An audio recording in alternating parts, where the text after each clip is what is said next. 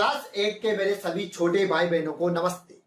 Comparing quantities का आज हम बहुत ही बेसिक तरीके से इंट्रोडक्शन करने जा रहे हैं। कंपेयरिंग क्वांटिटीज, भाई पहले हम ये चीज समझते हैं कि इस वर्ड का मतलब क्या है। क्वांटिटीज मतलब क्वांटिटीज का मतलब अगर मैं माने कि जैसे मैं और मेरा एक दोस्त गया या मेरी कोई सखी गई, ठीक है, हम गए दोनों जगह कहीं पे और मैंने कहा कि भैया 15 किलो एप्पल दे दो, 15 केजी एप्पल दे दो, और मेरे साथ का जो फ्रेंड है उसने बोल दिया कि भैया मुझे जाके दे दो 20 केजी एप्पल दे दो। दोनों की क्वांटिटी सेम भी हो सकती है, अलग अलग भी हो सकती है। तो ये क्या चीज हुई आपकी क्वांटिटीज। अब कंपैरिजन किससे होगा? कंपैरिजन आपका क्वांटिटी से ही होगा या फिर दो लोगों में होगा या किसी न किसी चीज में तो कंपैरिजन होगा। तो कंपैरिजन क्या हुआ यहाँ पे कि कंपैरिजन ये हुआ कि मैंने लिया 15 केजी और उसने लिया 20 केजी, तो जो वेरिएशन आया है ना, तो जो डिजिट आई है वो आपका कंपैरिजन है। किससे? क्वांटिटी से कंपैरिजन है, ठीक है। तो इसका मतलब होता है कंपेयरिंग क्वांटिटीज। दो चीजों का वही चीज मैंने लिख रखी है। कंपेयरिंग क्वांटिटीज का मतलब होता है बिटवीन टू क्वांटिटीज, ठीक है। जैसे हम कोई एग्जांपल समझते हैं। अब हमारे इंडिया में कोई ऑस्ट्रेलिया की लड़कियां तो है नहीं जो बहुत ही लंबी लंबी हो, ठीक है ना। तो हमारे यहाँ पे बिल्कुल बोनी, सॉरी मैं अपने वर्ड्स वापस लेता हूँ क्योंकि अभी अभी जस्ट महिला आरक्षण बिल लागू हुआ है, तो मैं अपने वर्ड्स वापस लेता हूँ और मैं कहना चाह रहा हूँ कि हमारे यहाँ पे इंडिया में जो लड़कियों की हाइट है वो एक एवरेज हाइट होती है। तो मैंने माना कि एक लड़की की हाइट है 165 सेंटीमीटर, जिसका नाम है twinkle, twinkle twinkle little star, और दूसरे बच्चे का है, उसका नाम है राम और उसकी हाइट है 170 सेंटीमीटर। तो एक की हाइट है 165 और दूसरी की क्या 170, तो इनमें भी क्या है कंपेरिजन हुआ, ठीक है। दूसरा हम एक एग्जांपल और लेते हैं जो मैंने ले भी रखा है यहाँ पर, बट 10 केजी और 20 केजी वाला मैंने अभी आपको एप्पल वाला समझाया था, वो भी कंपैरिजन है।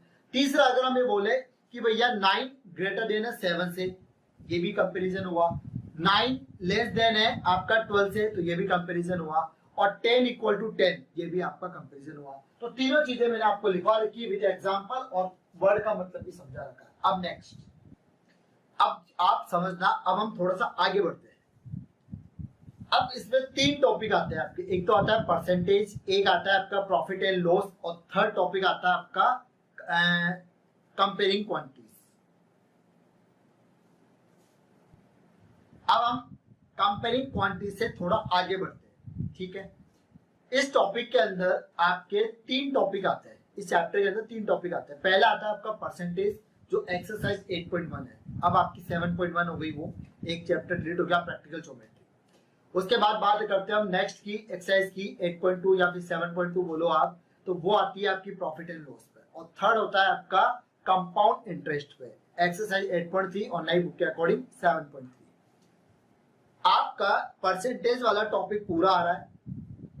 जो आपका कंपाउंड इंटरेस्ट है उसमें बहुत सारी चीजें आपकी डिलीट हो चुकी है, हम बाद में देख लेंगे। प्रॉफिट एंड लॉस आपका पूरा डिलीट हो चुका है, तो परसेंटेज तो पूरा आ रहा है। पहले हम वो पढ़ लेते हैं। सबसे पहले देखो, परसेंटेज में आपको सीधा नहीं पढ़ाऊंगा, पहले ये देखो कि भैया ये परसेंटेज आया कहां से, चीख चीख के मैं बताऊंगा आपको। तो पहले देखो, सबसे पहले देखो कि एक वर्ड था परसेंट, ठीक है, क्या एक वर्ड था परसेंट। ये वर्ड कहां से आया? परसेंटम से। और परसेंटम क्या है? परसेंटम एक लैटिन फ्रेज है, लोकोक्ति है, ठीक है। तो परसेंटम से हमने परसेंट लिया और परसेंट बनाया हमने परसेंटेज। अब ये परसेंटेज क्या है?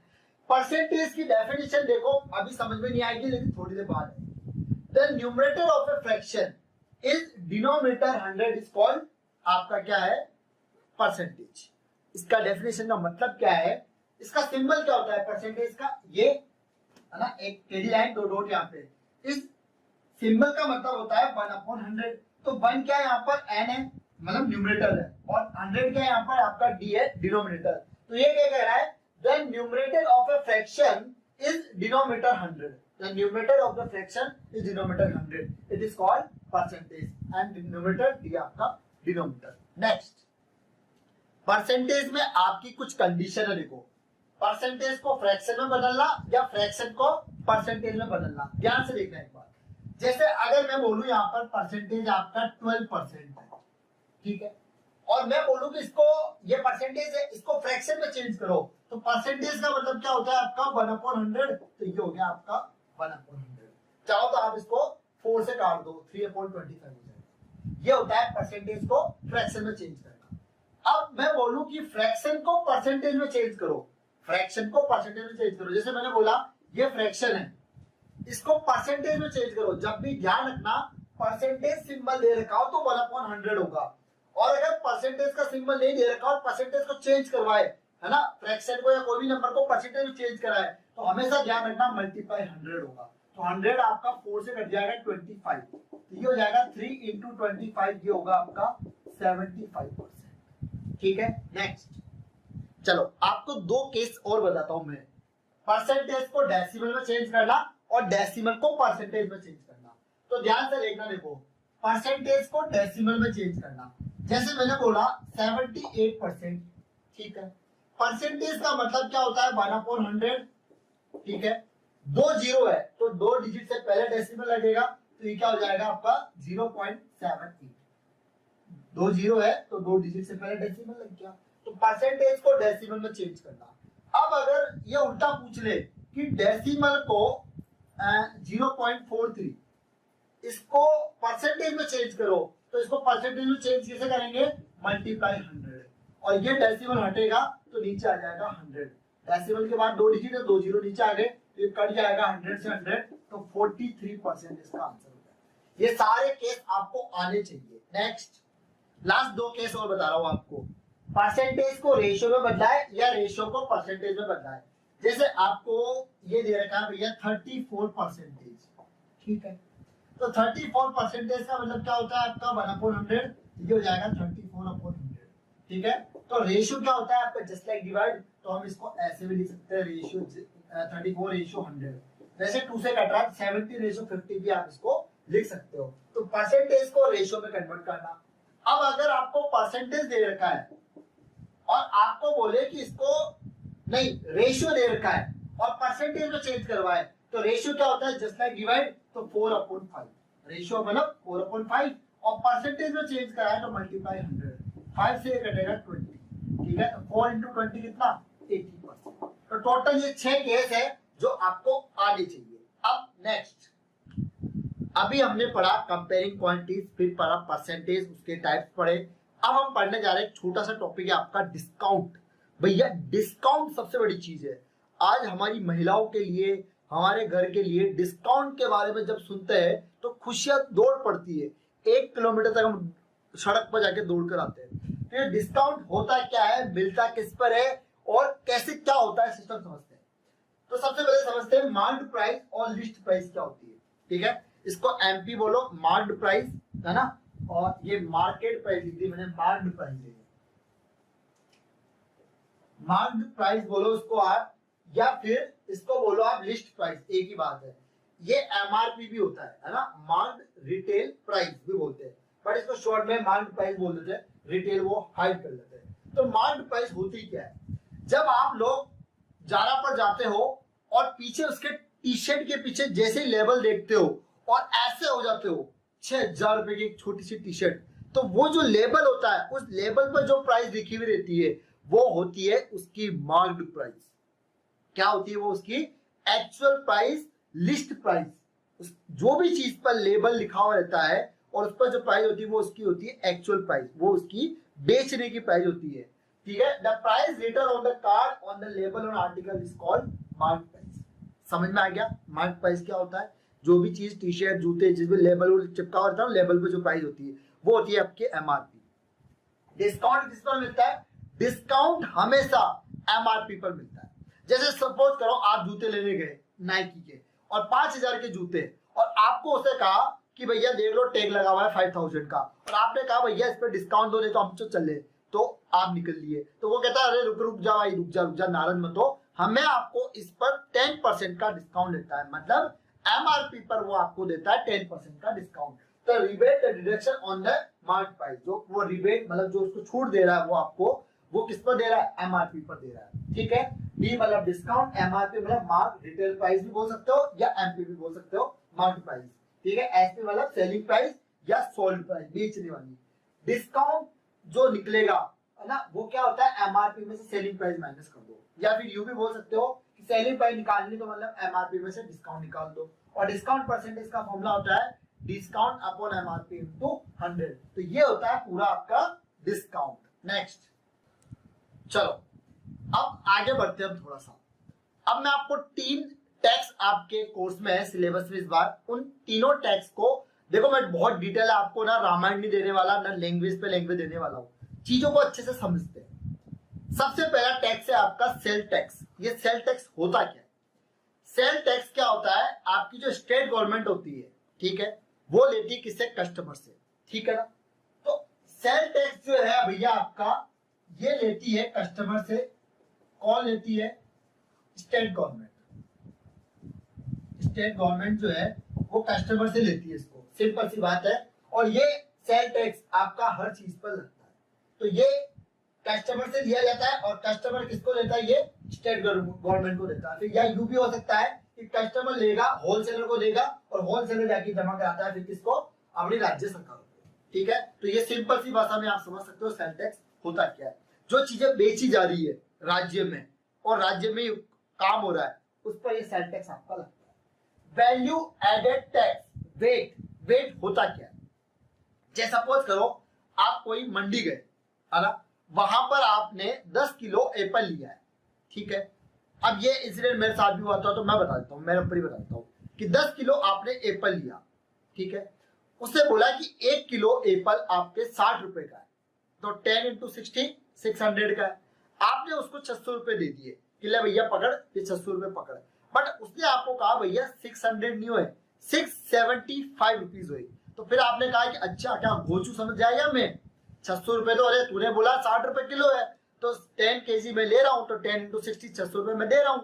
बट फिर वो आपको कहता है कि भैया 600 ही हो रहे, पर 75 रुपए आपको इसके ऊपर वेट देना पड़ेगा। अब जैसे आप जैसे चालाक बच्चे हो अगर, तो वो पीवीएस लर्निंग में तो सब चालाक ही चालाक भरे हुए, माइंडेड ही माइंडेड भरे हुए, पूरे देश के टॉपर्स यही हैं, तो वो तो भिड़ जाएंगे कि भैया वेट हम नहीं देंगे, क्योंकि वेट कभी भी कस्टमर नहीं देता है। वेट दिया जाता है, जो दुकानदार है वो देगा आगे, है ना, कस्टमर नहीं देता है। तो अगर आपको ये नॉलेज है तो आप उसे भिड़ जाओगे, तो फिर बाद में आप 600 रुपए उसको देकर आओगे। बट अब इसमें होता क्या है, अब दुकानदार ने भी एक नई पॉलिसी अपना ली, भाई वो क्यों इसको घाटा उठाएगा, तो वो क्या करता है कि भैया मैं इसको क्या करूं, 60 रुपए किलो ना बताकर या 62 या 65 बता दूं, ताकि झंझट ही खत्म। मैं इसको बोल दूंगा भाई 65 रुपए किलो है, 65 रुपए पर केजी है, तो वो ऐसे ना करके ऐसे आपसे पैसे ले लेता है, ठीक है ना। तो वेट अलग चीज होती है, वेट दुकानदार आगे देता है, ना कि कस्टमर देता है। समझ में आगे? वेट वैल्यू एडेड टैक्स क्या होता है? गुड्स सर्विस टैक्स, जीएसटी, ये पूरे देश पर अभी लागू है। 2017 में सेंट्रल गवर्नमेंट ने जीएसटी लागू कर दिया था। इसकी एक फॉर्म और भी होती है, जनरल सर्विस टैक्स, या फिर आप यूं बोलो गुड्स सर्विस टैक्स। 2017 में जीएसटी पूरे देश पर लागू कर दी गई थी, ठीक है। पहले क्या होता था कि छोटे छोटे टैक्स होते थे, इस पर फलाना टैक्स, उस पर ढिंगाना टैक्स, उस पर फूंगाना टैक्स, ऐसे अलग अलग टाइप के टैक्स होते थे। तो सेंट्रल गवर्नमेंट ने सोचा कि एक काम करते हैं, क्योंकि जीएसटी जो होता है ना, ये सेंट्रल गवर्नमेंट देती है, तो सेंट्रल गवर्नमेंट ने सोचा कि हम क्या करते हैं, छोटे छोटे टैक्स सारे खत्म करके, ये टैक्स तो लागू है, ये अलग से, छोटे छोटे और भी बहुत सारे टैक्स थे, कम से कम 100-200 टैक्स दूसरे थे, है ना, उन सबको डिस्ट्रॉय करके हम एक ही टैक्स लागू कर देते, जीएसटी, जो सीधा सेंट्रल गवर्नमेंट को जाएगा। 175 कंट्रीज, 175 कंट्रियों में जीएसटी एप्लीकेबल है, ऑलरेडी लागू है। समझ में आया? तो तीनों टैक्स मैंने आपको अच्छे से समझा दिए। नेक्स्ट देखो, अब नेक्स्ट टॉपिक है आपका कंपाउंड इंटरेस्ट और सिंपल इंटरेस्ट। सिंपल इंटरेस्ट आपका इस बार नहीं आ रहा है, बट मैं बता देता हूं। सिंपल इंटरेस्ट का मतलब होता है हर साल आपका जो इंटरेस्ट है वो सेम रहेगा।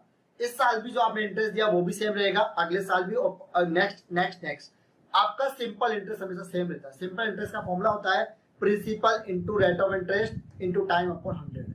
और अगर आपको उसमें अमाउंट निकलवाए तो एसआई में प्रिंसिपल ऐड कर देना, ठीक है। इस बार आपके कोर्स में नहीं है तो मैं इसको डिटेल में नहीं बता रहा। कंपाउंड इंटरेस्ट आपके कोर्स में है। कंपाउंड इंटरेस्ट का मतलब होता है कि पहले साल तो कंपाउंड इंटरेस्ट जो है आपका वो सेम होता है, बट नेक्स्ट ईयर वो चेंज हो जाएगा, उसके नेक्स्ट ईयर फिर वो चेंज हो जाएगा। मतलब एक साल तो एसआई और सीआई सेम होते हैं, बट ऐसा ही अगले साल भी सेम होगा और उसके अगले साल भी, मतलब एवरी ईयर सेम होगा।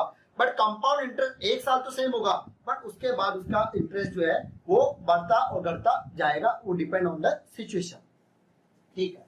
कंपाउंड इंटरेस्ट का फॉर्मूला होता है प्रिंसिपल 1 + r/100 की पावर t - p। किसी बुक में यहाँ पर टी की जगह एन भी मिलेगा तो कोई फर्क नहीं पड़ रहा, टी आपका टाइम ही है, एन भी आपका टाइम ही है। या तो अगर कोई लगाना चाहे तो ये पूरा फॉर्मूला एक साल लगा ले कंपाउंड इंटरेस्ट निकालने का, बट इसमें कैलकुलेशन थोड़ी सी मिस्टेक होने के चांस है। तो कैलकुलेशन से थोड़ी बचने के लिए आप ये लगा सकते हो, कोई दिक्कत नहीं है, सीधा सीआई निकाल दो। बट अगर कैलकुलेशन से बचना है तो आप एक काम करना, amount equal to principal 1 plus R upon 100 की पावर टी। देखो वही चीज है, ये रहा, ये पूरा देखो, ये यही है अमाउंट। तो ये मैंने यहाँ पर क्या करा, ए लिख दिया और ये माइनस पी लिख दिया। या तो आप पूरा सीआई निकालने के लिए पूरा फॉर्मूला ये यूज कर लो या फिर ब्रेक में कर लो उसको, ठीक है। सीआई होता है कंपाउंड इंटरेस्ट, ए आपका अमाउंट, टी आपका प्रिंसिपल, आर आपका रेट ऑफ इंटरेस्ट और टी होगा आपका टाइम। नेक्स्ट, अभी मैंने आपको कुछ नाम बताए थे, principal, amount, rate of interest, time, ये सब चीजें होती क्या है देखो समझते हैं। प्रिंसिपल क्या होता है, प्रिंसिपल जो अमाउंट आपने कर्जा लेकर लिया है, किसी से लिया है, the amount of money that is borrowed by for a specific period of time. जैसे मान लो मैंने किसी से पैसा लिया कि 5 साल के लिए मैंने किसी से 10 लाख रुपए उधार लिए, तो वो होता है आपका प्रिंसिपल। रेट ऑफ इंटरेस्ट क्या होता है, जो पैसा मैंने उधार लिया है ना, उस पर कितना रेट ऑफ इंटरेस्ट मुझे देना है। The interest is paid as a percentage of the principal every year. मुझे हर साल उसको कितना रेट ऑफ इंटरेस्ट देना है प्रिंसिपल पे, ठीक है ना, तो वो होता है आपका रेट ऑफ इंटरेस्ट। चलो नेक्स्ट देखो आपका बाय टाइम क्या होता है। टाइम, जैसे मान लो मैंने 2 साल के लिए पैसा उधार लिया, तो time period which the money is borrow, जो 2 साल के लिए मैंने पैसा उधार लिया तो वो आपका टाइम है। Amount, the total money return by borrower, मतलब इसके अंदर अमाउंट के अंदर आपका प्रिंसिपल और आपका इंटरेस्ट, सिंपल इंटरेस्ट, वो दोनों इंक्लूड होता है आपका। नेक्स्ट, लास्ट आप कुछ फॉर्मूले देख लो।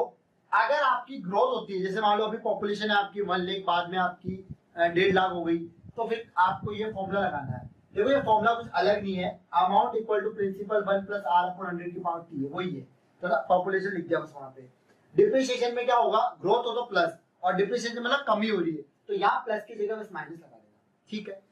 अगर आपको जैसे 2003 की वैल्यू दे रखी, फॉर एग्जाम्पल क्वेश्चन भी है आपका, 2003 की वैल्यू दे रखी है और आपसे पीछे की वैल्यू पूछे 2001 की, ठीक है ना, तो मतलब फाइनल वैल्यू आपको दे रखी है तो इनिशियल पूछे, तो फिर आपको यहाँ पर फाइनल की वैल्यू रख देना, रेट ऑफ इंटरेस्ट, टाइम रख देना, इनिशियल निकाल देना। अगर आपसे 2003 की वैल्यू दे रखी है और आपसे 2005 की पूछे, मतलब आफ्टर 2 ईयर की पूछे, तो इनिशियल दे रखी है और फाइनल निकालनी है। बात समझ में आ गई आपको, तो ये वाला फॉर्मूला आप यूज कर लेना। ये सारे फॉर्मूले एक ही, कोई अलग नहीं है ना। फाइनल वही आपका अमाउंट है और ये इनिशियल आपका वही प्रिंसिपल है। बट पॉपुलेशन, सैलरी बढ़ गई, कम हो गई, जनसंख्या बढ़ गई, कम हो गई, तो हम वो ना फॉर्मूला लगाकर नाम चेंज करके ये लिख देते हैं, बाकी फॉर्मूला है वही, ठीक है। कंप्लीट कॉन्सेप्ट आपको करा दिया। इस वीडियो को ज्यादा से ज्यादा शेयर करना, like share subscribe. Ram Ram सब।